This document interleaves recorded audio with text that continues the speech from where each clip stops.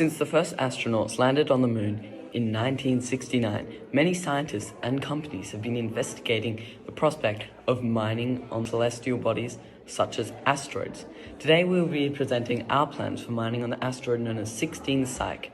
We hope you enjoy. 16 Psyche is an asteroid found in the main belt of the solar system. However, it isn't just any ordinary asteroid.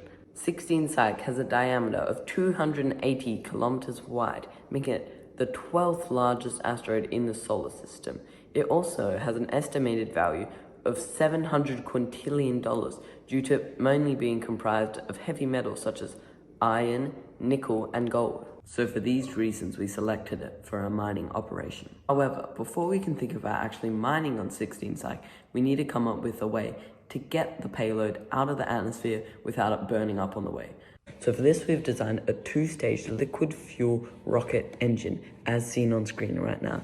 These rockets have the highest thrust output of any rocket on the market. However, they also have one of the highest fuel consumptions. So for this reason, we're only using it for the initial escape. And this initial escape rocket joins directly onto the rest of the shuttle for easy attachability and detachability.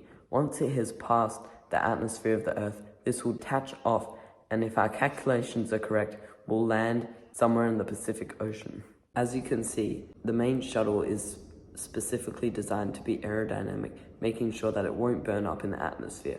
However, once it exits the atmosphere, this will no longer be a problem as there is no air resistance to cause friction in space. After the rocket has escaped the atmosphere, it will then utilize xenon rockets, otherwise known as ion engines, to propel it through space to reach 16 Psyche.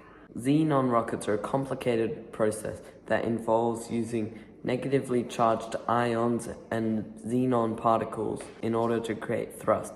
These particles are released through a positively charged tube into a negatively charged chamber. As they bounce around, they create positively charged ions. These ions, as well as the xenon particles, are propelled out the back of the discharge chamber to create thrust. As they pass out the back of the discharge chamber, they go through what's known as extraction grids. These positively and negatively charged arrays help to propel the craft even faster through space. Once the asteroid miner reaches 16 Psyche, the mining capsule will detach itself from the main body. It will then rotate itself with electromagnetic stabilizers. This can be done due to the high amount of magnetic metals found on 16 Psyche. Once the mining capsule has landed on the surface of 16 Psyche, the drill will lower. Due to the shape of the drill, the pieces of rock mined will be forced upwards into the capsule. While they are not in that 3D model, the final design will incorporate small tread-like wheels underneath the bottom of the mining capsule that will be able to position itself in order to mine more and cover a wider area. We have calculated that the craft will only take 61 days to reach 16 Psyche, and the fuel will only be 6.6 kilograms in weight. And due to the below freezing temperatures of space, it will only take up 3,200 square centimeters. This is only to get to 16 Psyche. However, we will easily be able to have enough fuel to return. However, we think that it would be more efficient to leave the materials mined on 16 Psyche for future expeditions to repair and build new spaceships to venture further into space, meaning that the large value of these materials will not affect the economy.